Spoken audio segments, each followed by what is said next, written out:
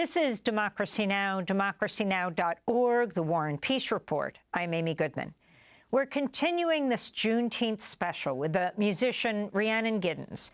In October, she marked International Wrongful Conviction Day by releasing a video for her song, Another Wasted Life. The song was inspired by Kalief Browder, a Bronx resident who died by suicide in 2015 at the age of 22. After being detained at Rikers Island jail for nearly 3 years, after being falsely accused at the age of 16 of stealing a backpack. He was held in solitary confinement for 2 years and was repeatedly assaulted by guards and other prisoners. In the video for Another Wasted Life, Rhiannon Giddens features 22 people who were wrongly incarcerated. Together, the men collectively served more than 500 years in prison for crimes they did not commit. Rhiannon Giddens made the video in partnership with the Pennsylvania Innocence Project. This is an excerpt. He's given solitary time and institutional caprice. It's a torture of the soul. The narrow confines of control, thrown down the stinking hole with no hope of release. It's just another wasted life. It's just another wasted life. Just another wasted life. That was Another Wasted Life by our guest Rhiannon Giddens. The song is featured on her album, You're the One. I asked Rhiannon Giddens to talk about the album and that song. Well, it's an interesting thing. You know, a lot of my work, most of my work, you know, especially since going solo. I mean, obviously, the Carolina Chocolate Drops had a mission, you know, of sort of telling the world about Black string band music, of spreading our mentor Joe Thompson's family music around, and just trying to educate about the true history of the banjo. And then when I went solo, I was able to really go to things that I had been wanting to do, you know, during the band years, but it wasn't quite the right time, really focusing on women's voices, focusing on stories from the time of slavery, and really the common sort of denominator has always been sort of this sense of mission, whether it's in the band or solo. But the thing is that mission is weighty, you know, and I just kind of had gotten to a point where I was like, I kind of feel like if I keep going with, you know, on this trajectory, I'm going to burn out, and then I'm not going to be of any good to anybody. So it's time to kind of take a turn for a second and explore other parts of my artistry. And that's what You're the One really comes out of. It's songs that I've written over the course of like 14 years that were just, you know, fun songs that were inspired by some of my idols like Dolly Parton and Aretha Franklin, a lot of like, you know, love songs, a lot of, you know, you dog, get out of my house songs, you know, kind of those sorts of things. But I really can't leave the mission behind even for this record. So I also really wanted to include Another Wasted Life, which I had written, you know, after reading about Kalief Browder some years ago, and had sort of put into a book and kind of went, okay, like when it's the right time, I'll know what to do with the song. And then when this album was sort of coalescing and coming together, I was like, this is it, because, you know, it's a different approach. Like what I have done before, like say something with something like Freedom Highway, which is my, I guess, civil rights record.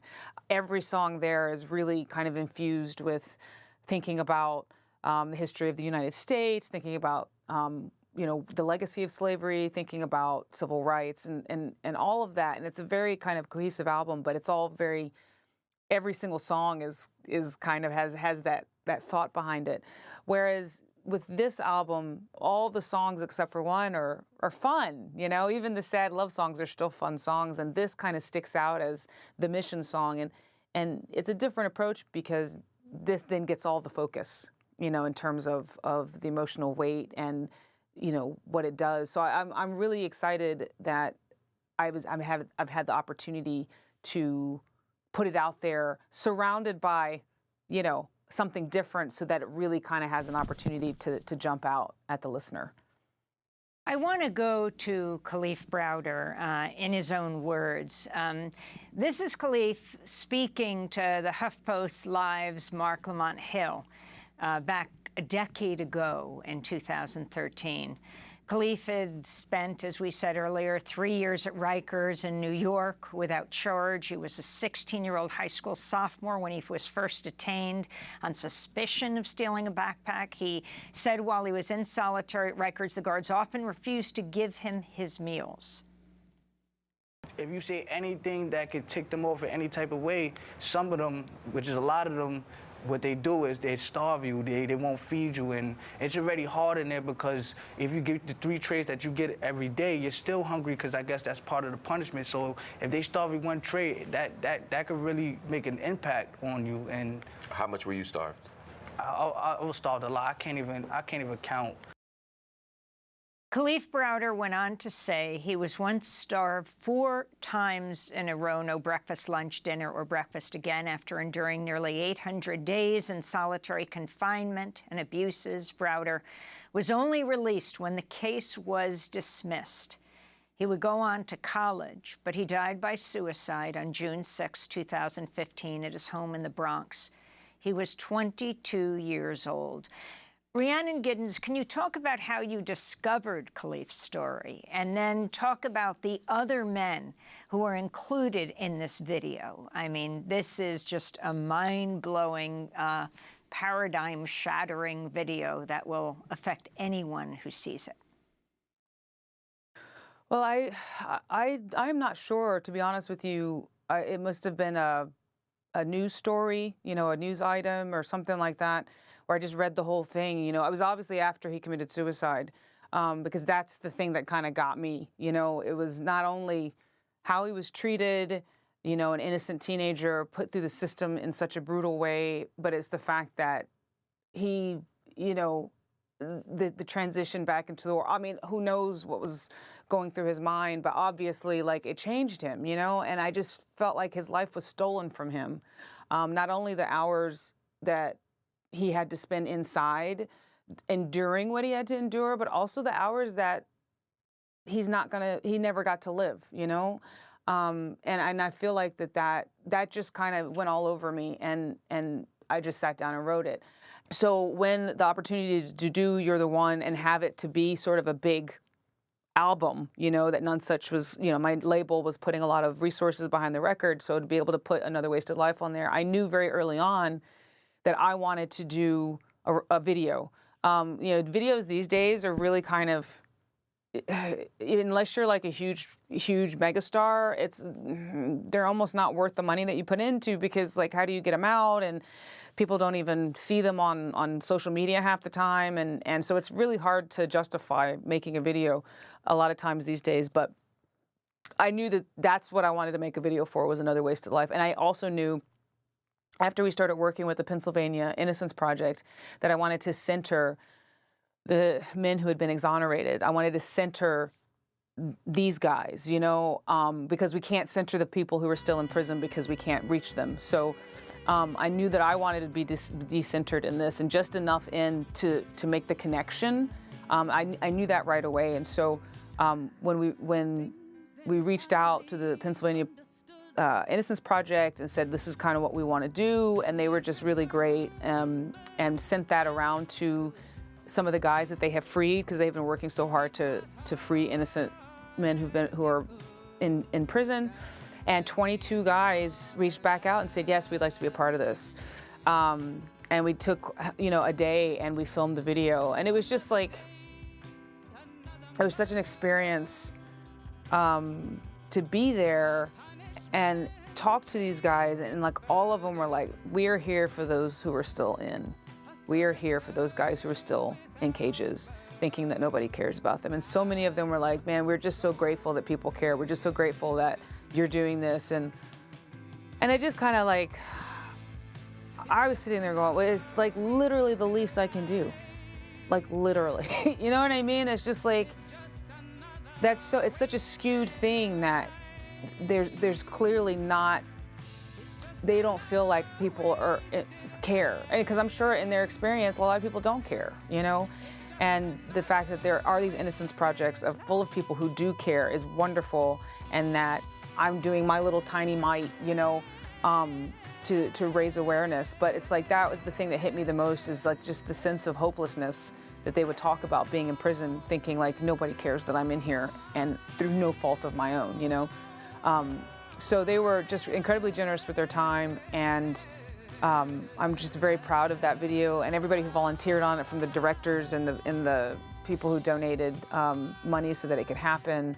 It was everybody just really came together to make that happen. And if nothing else happened with this record, and that was it, I would be incredibly proud of that. Well, And I I mean, am. your song, I think, is also so powerful, as you say, because it was inspired by Kalief. And I hate to do this to you, but much worse, I hate the idea that this happened. But I wanted to go to one more clip. Maybe it's the world's saddest clip. Again, this is that decade ago interview with Mark Lamont Hill. Kalief was talking about his suicide attempts at Rikers and his efforts to get psychiatric help. I would say I committed suicide about 5 or 6 times. Okay, you attempted suicide 5 to 6 times? Yes. While still in prison? Yes. Wow. And I tried to resort to telling the correction officers that I wanted to see a psychiatrist or a counselor, something. I was telling them I need mental help because I wasn't feeling right. All the stress from my case, everything was just getting to me, and I just couldn't take it. I just needed somebody to talk to. I needed to just I just needed to talk and be stress-free. But the correction officers, they didn't want to hear me out. Nobody wanted to listen. That's Kalief before he ultimately did take his own life. Of course, again, he was never convicted, and he was released, went to college, but couldn't survive beyond that. Rhiannon, as you listen to Kalief and have your own 2 kids, as you try to give them hope in the world, your thoughts and how you transform these stories into music. Man, it's tough, you know? I mean, first off, you know, to be perfectly frank, my children are white presenting. So I have a son, he's 10, and I know that he's not gonna go through a lot of the things that Black men go through in America. So I don't even pretend to know. You know what I mean? To even think, my sister, like, I've been through so much kind of watching my sister, you know, because her son is Black, and he's my nephew, and he's amazing.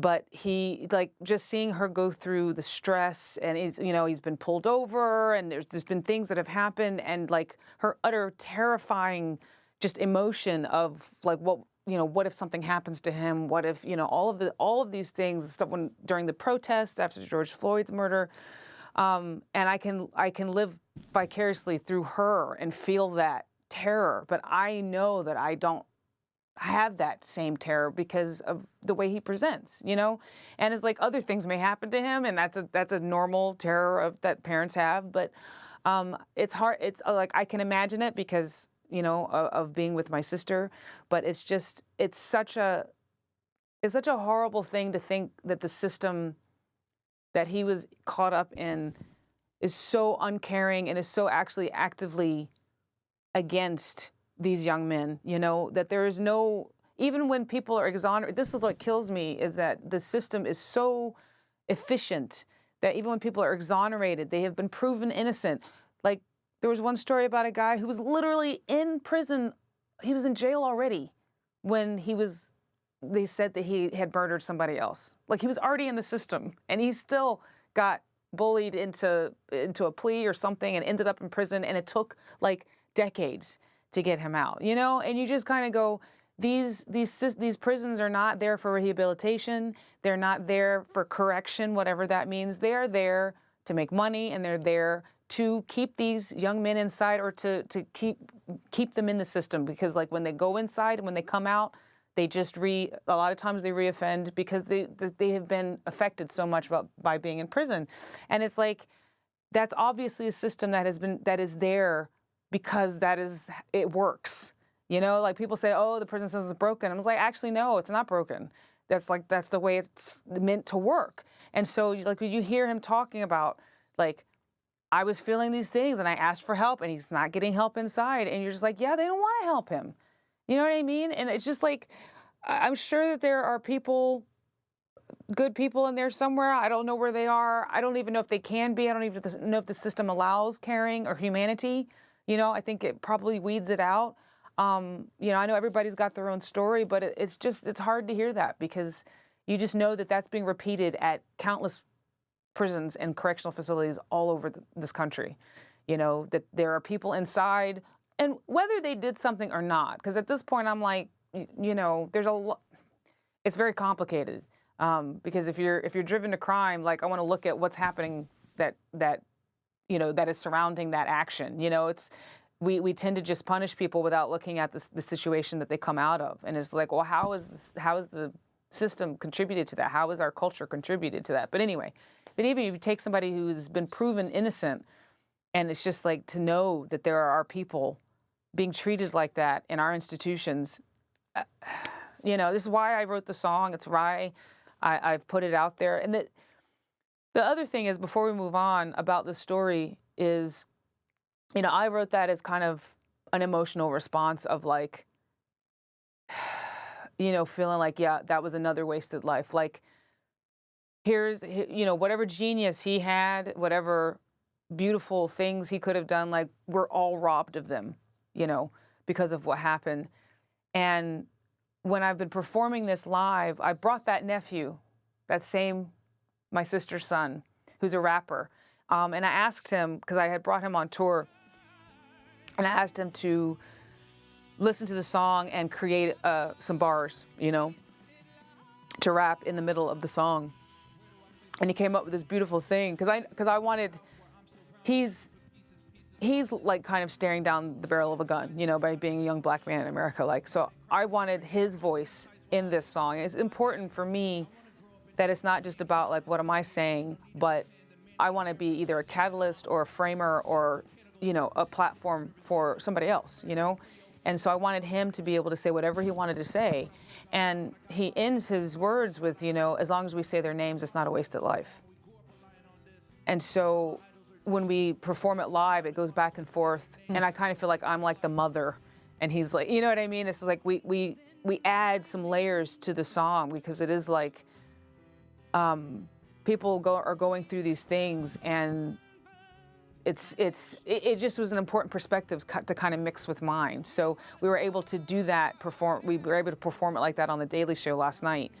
So that performance is up online. And I think it's a really powerful one because of the generations too, you know, so I'm the older generation, he's the younger generation, and it really kind of complicates the narrative and adds layers to it. And that's important to me because like all narratives are complicated, you know, we tend to like to slim them down, but I like to add to that and to add to the voices that are coming out. So I wanted to mention that. Grammy and Pulitzer Prize-winning musician.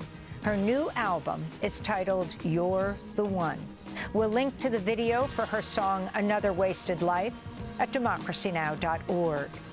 And that does it for today's special Juneteenth broadcast. I'm Amy Goodman. Thanks so much for joining us.